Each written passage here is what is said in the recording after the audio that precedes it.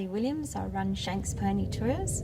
That is the actual job that I do, but I'm also a counsellor at the City of Swan. When I became a counsellor, I actually had a few things that weren't normal happen, and I didn't say anything to anyone because I didn't want them to think I was a nutcase to start off with. And then eventually I started hearing, the more I heard about ghosts and paranormal activity here at the town hall, that's when I started to do a bit of research, and it took me about 4 years of research before I started doing the ghost tours. And the library's got quite a lot of information. 74 ghosts have been identified with a newspaper article that they gave us the information about.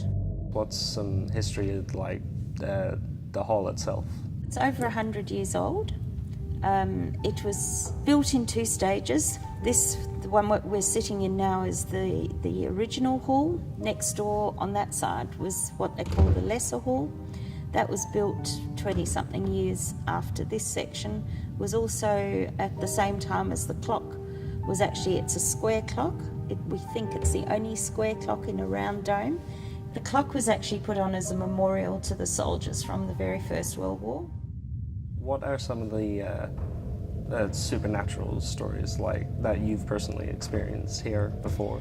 I had a chap from Australia's Most Haunted come and do just to look at the town hall. He runs all the ghost tours on the eastern seaboard.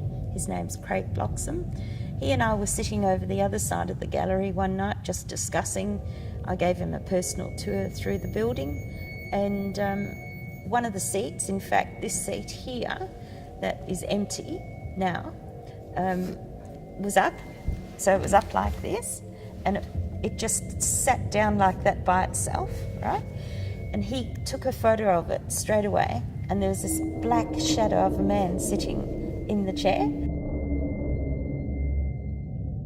We've also got a spirit, a lady who was murdered in the town hall. She was murdered on the stairs. She's here quite often. So out of all the ghosts that you've seen or heard of, which one would you say is that you talk to the most and that you interact with the most? I think Mr. Carty, who sits in the council dining room, and he used to be on council, and he's still here. You can have a conversation with him. Quite often have a man that comes from behind the stage. He's a little bit grumpy. He doesn't like being disturbed.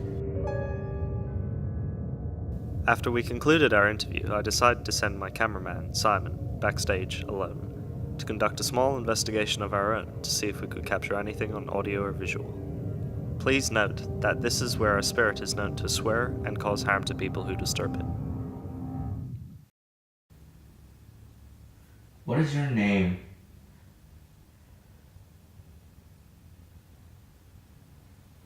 What's pissing you off?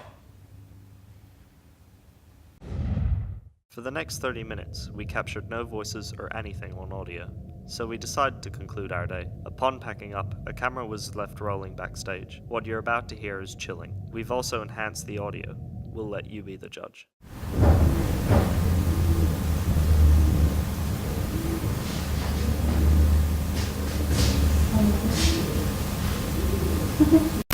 Listen closely as a name is being called, followed by an unexplained laugh.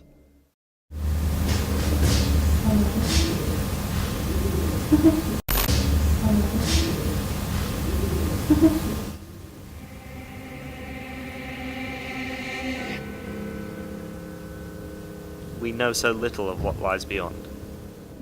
From electrical equipment dying out, book pages being turned, Can you open it? Look. to hearing voices we can't explain. We believe that the spirits in Midland's Town Hall do have relationships with the people that come and go here, which puts things into perspective that there are spirits here. Just because you can't see them doesn't mean they're not there.